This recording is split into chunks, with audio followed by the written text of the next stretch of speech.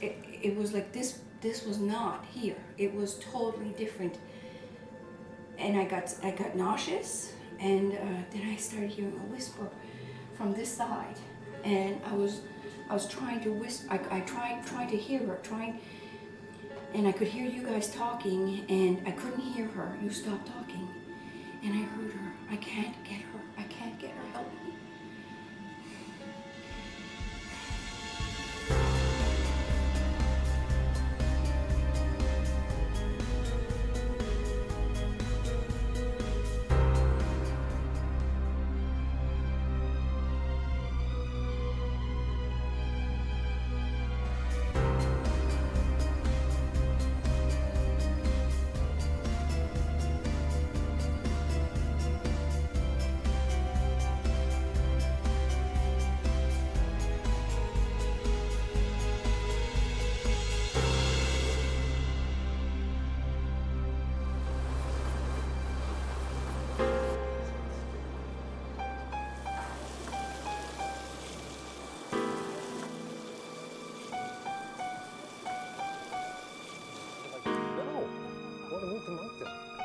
Why wouldn't you?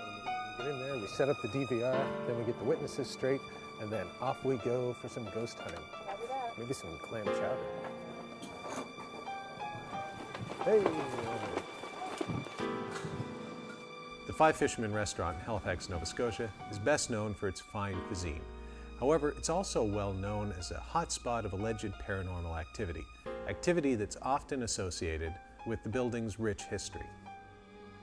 In 1912, when the Titanic sank, many of the bodies that were recovered were brought to a funeral home that was connected to the building. Several years later, in 1917, Halifax was devastated by the explosion of a munition ship in the harbor. Thousands died, and many of the victims were brought to the funeral home in preparation for their eventual burial. Many people theorize that the victims of these terrible disasters are somehow linked to the paranormal activity that's been reported over the years at the Five Fishermen restaurant. Holly and I arrived at the Five Fishermen around closing time and prepared to spend the entire evening there. Inside, we were greeted by Leonard Curry and Sandy Gardner, two longtime employees of the restaurant. Leonard was the first to tell us his story. I've had many odd experiences, but I suppose the strangest one happened to me when I first started working here. I didn't know about the history or the reputation of the building, and on this particular day I came in at 3 o'clock in the afternoon to set up the salad bar. At 3 o'clock in the afternoon I'd be the only person in the dining room. We opened at 5 o'clock. And so I'd go about taking items for the salad bar across the main room in front of the bar. And as I was passing by on one of my trips, I'd heard a crash come from behind me. So it came from behind the bar area here, proceeded up here, and at that time this room was a smoking section. There was a stack of ashtrays here, and one was lying on the floor, which I thought was odd, but obviously had fallen off. So I bent down to pick it up, and when I stood up, I was looking in this mirror. And in this mirror, I could see a man walking down past the stables. It happened so fast, but what I remember thinking was, he's wearing something that's from a different time. So I never said anything about it, but a few years after that, there was an assistant manager that was at the salad bar, and he was talking on the phone, and again, it was 3 o'clock in the afternoon, and he was the only person in the dining room. And at one point, saw a man standing on the landing, and he said, "Excuse me, sir, I'll be right with you." He finished his conversation and went to find this gentleman and see what he wanted. There was nobody there. He went down to the foyer, and the foyer was empty, and he checked the door. The door was locked, so there was no way anybody could come in. And he was telling me about this experience later on that evening when we were working together. And it was the first time I told anybody about what happened to me, and the description of the guy matched in terms of what we remember him wearing and the fact that he had this long white hair. Leonard's description of the white-haired gentleman made me think that perhaps he had had something to do with the funeral home. With the detailing in the long black coat, maybe he was an employee or even the owner. Whoever he was not alone. Sandy spoke of her experiences here, and they were of another entity altogether. I was closing the restaurant one evening, and as a supervisor, we're supposed to check the washrooms and make sure that there is nobody left lingering. Turned the corner in the washroom and I opened the door and I saw a little girl standing there. She pleaded with me with her eyes. Her eyes stayed with me, and they still stay with me. I can still see her eyes, and she was a very unhappy young lady. I was quite upset by it because she really did seem very, very unhappy. By the look in her eyes, she had been trying for a long time to communicate with somebody, and it just happened to be she had gotten up enough energy to show herself, and I happened to be the one she showed herself to. I don't think it was specifically me that she needed to speak to, but she definitely needed to communicate with somebody, and I happened to be there. There were certainly lots of reports of paranormal activity at the Five Fishermen. The most compelling ones were the story of the white-haired man who had been seen in the dining area and around the salad bar, and the sightings of the sad little girl in the ladies' washroom.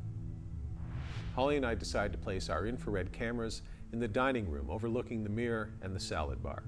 We also ran one camera upstairs into the ladies' washroom. On this occasion, we also had a thermal camera with us, and of course, our digital audio recorders. After we finished setting up our infrared cameras, our next order of business was to set up a trigger item in the salad bar.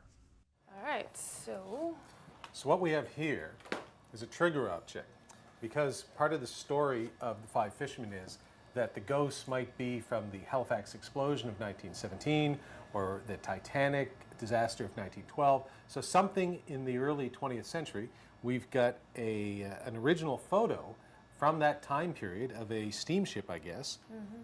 And what we're going to do is we're going to place it in the salad bar, which sounds strange, but this is an area where apparently a lot of paranormal activity has taken place. So we're going to place it in here. We're going to mark it with some tape. Oops.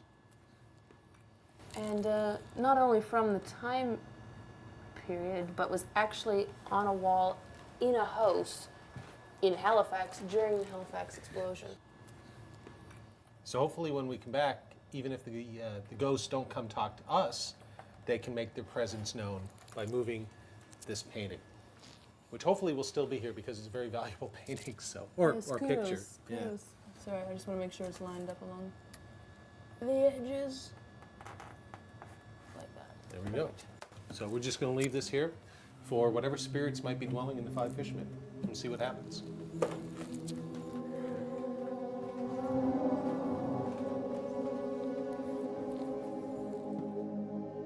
Once we had finished setting up the pictures, the trigger item, we asked Sandy to show us up to the ladies' washroom where she had seen the little girl. So this is the upstairs bathroom. So we're on our way to the ladies' washroom, where the night that I was closing and saw an apparition, I had opened the door, and I made sure that there was nobody left in the building. As I turned the corner, there was a young girl standing right here. And how long did you say you had seen her for? I think it was just seconds, but it was her eyes that I focused on. And she looked the at most, you. and she did definitely look at me. And without question. After you saw her for several minutes, several seconds. She dissipated? She did. Before your eyes, you saw her disappear? I think I might have shut my eyes and opened my eyes again, and she was gone. She was gone. I don't remember seeing light dissipate, but there was light around her when I had first seen her. And there was a shimmering sort of glow of some sort of blue glow or something around her, or was Not it a white blue, glow? It was white. It was white. It was colorless. After hearing Sandy's story, Holly and I decided to spend some time investigating the ladies' washroom. We're interested in learning about you. So, if you wish, take the opportunity, say hello in whatever way you see fit, provided you're friendly. Nice claws. Well, it's the lawyer in me. I just want to make sure that, we've covered all the angles. And it didn't take long for something unusual to happen.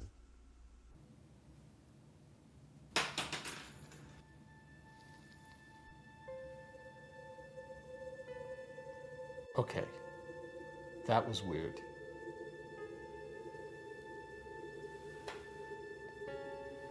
I don't even know what that was.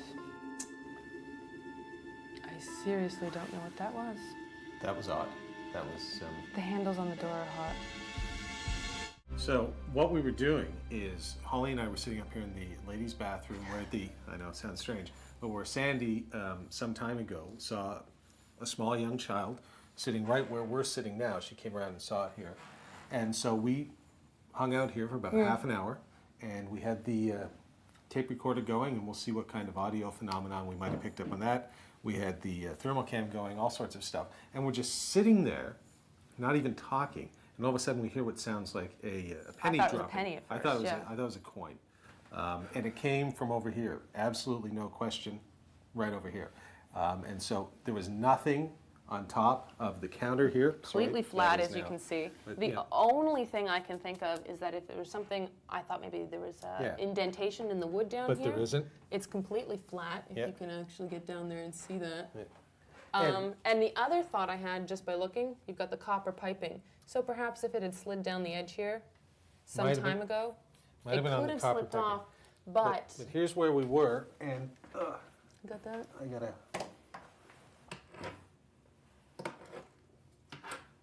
So when I investigated underneath, I did find this, which is a button from what I suspect is a woman's coat. Perhaps not unusual to find in a bathroom, woman's bathroom. But here's the thing. It was directly right under the middle of this. So how did it, if it fell, where did it fall from? It didn't roll. There was no audible rolling. The only place it could have fallen from was from somehow this copper pipe here. So here's where it would, here's how it would have gone down, like that. But that's not where it was. It was, even if it was right here, Still rolls. and that is possibly what we heard. Because now, if you put it there, it's more or less, it was like some form of coinage. Where's that button? No, there it is. It's got me. Uh-oh. Well, it's really Cute, that's cute. It's really dirty under there. Things I do for science. That's my good suit. Ew. Penny. Button. Oops. Okay, try that one Preferably again. button not dropping on the money. Oh, that one sounded different altogether. Yeah, but still, like, see how it bounces? Did you hear that? It's hollow. Half an hour into the investigation, and we had already had something happen. But a thorough search of the area revealed a probable explanation in the form of a button from a lady's coat. However, the fact that it fell at the time it did is certainly a coincidence at the very least, and perhaps represented something even stranger. We concluded our investigation of the ladies' washroom and then moved to the dining room area. We sat down directly under the mirror where Leonard had seen the apparition of a white-haired man. After about an hour in the dining room with nothing out of the ordinary happening, Paul and I decided to conclude the investigation. We went back to check on the trigger item, which sadly hadn't moved. It was getting late, probably about 3 a.m. in the morning, so we thought we'd wrap it up for the night. We were pretty happy with what we had thought had been a very interesting evening. However, it wasn't until we got back and were reviewing the footage and the evidence that we were surprised at how much was really going on around us that night. One piece of evidence that was recorded by our infrared cameras overlooking the salad bar caught our attention. We're always careful when reporting DVR evidence. In most cases, light anomalies can be explained by dust or insects reflecting off the infrared light. In this case, however, the light anomaly is an unusual shape and size and follows a path around the salad bar that one could imagine a human being, or in this case, possibly a spirit, might follow.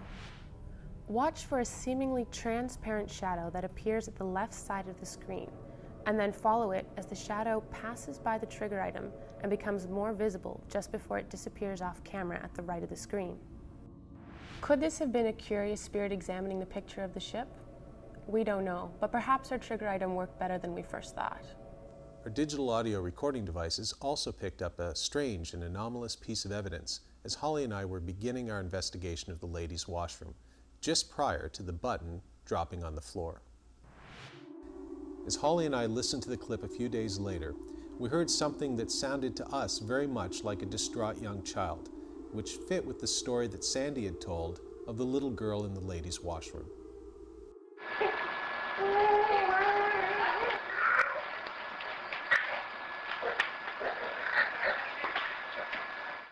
There were no children in the building with us that evening, which leaves the question of how our audio recorders picked up what seems to be the voice or the cry of a small child.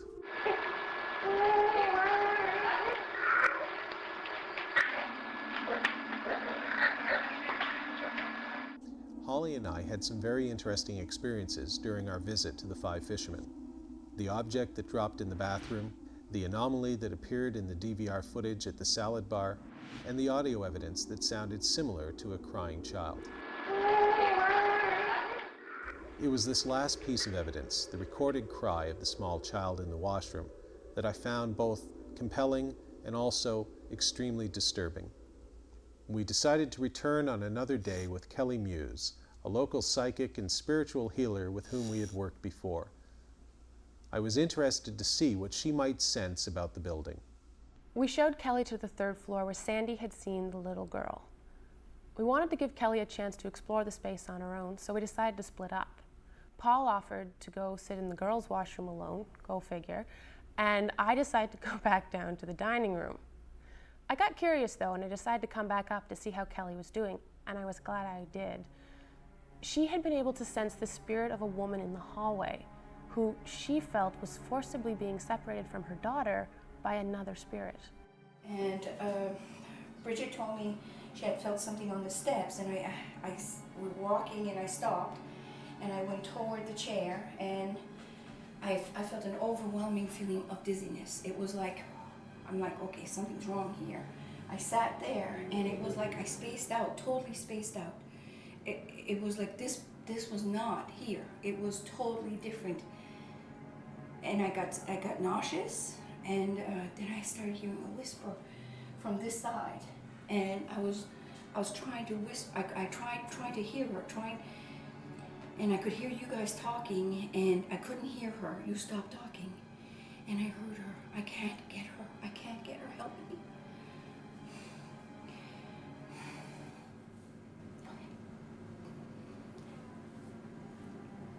I'm sorry. And I said, why can't you go get her? He won't let me. And that's when I saw there's someone in the bathroom. It's a male, and his face is half gone. I don't know who he is. I had never seen Kelly this distraught before. She was obviously having an intense emotional experience. So I asked her what we needed to do next. I only know one way to help, and it's what I know. I have my holy water, and we have to cleanse this place, absolutely, and send whatever's there away so she can come get her. Why would he be keeping her here? Because he's by himself. He does not want to be by himself. And she's afraid. Okay. He doesn't want her to go. So what do you... So we have to send him away. We have to make him go so he's away from here. Kelly and I entered the men's washroom where she had sensed a male spirit keeping the little girl spirit from moving on. She began conducting her spiritual cleansing ritual, and as she was concluding it, I began to have the oddest sensation in my right arm. I want you to see in your mind, Holly, a light, a bright light, a beautiful light. And I want you to send him towards it. Me? Yes. Close your eyes. What if I send him to the wrong place? No, there's only light. There's nowhere else to go. He's already in the darkness. He needs to go to the light. So vision the light, see the light. Now show him the light. Just like he turns around and there it is. I want you to go to the light. Say it. Go to the light. Okay. Say, I want you to go to the light. I want you to go to the light. This is what ghost investigating is, I've discovered on my journey. A lot of just sitting for minutes, hours even, with nothing happening.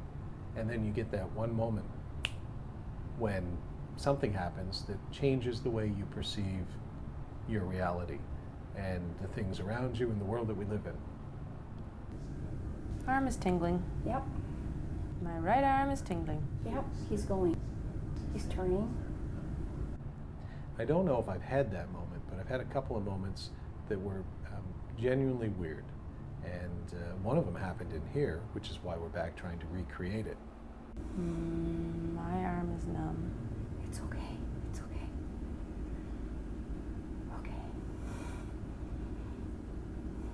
towards the light. Okay, he's going. You could be here for an hour or 2 or 3 and have nothing happen. Nothing might ever happen.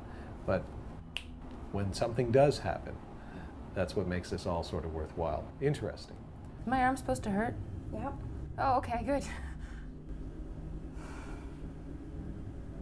Okay. Take a breath.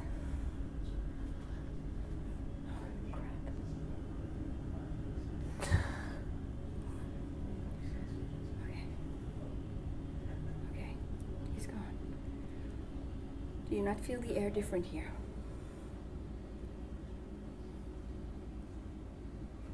Having completed the cleansing ritual, Kelly and I explained to Paul what had happened, and I decided to mention the strange physical experience I'd had. All right.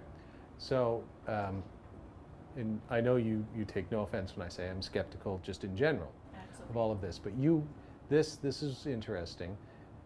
Arm physical signs you can actually feel. Your arm went numb, and your head started to tingle. Well, we were first in the space, and Kelly was asking me if I felt anything, which, and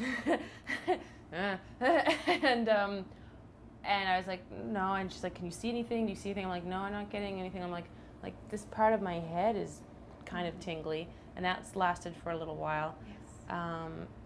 And actually got a little bit stronger as she was trying to cleanse the space.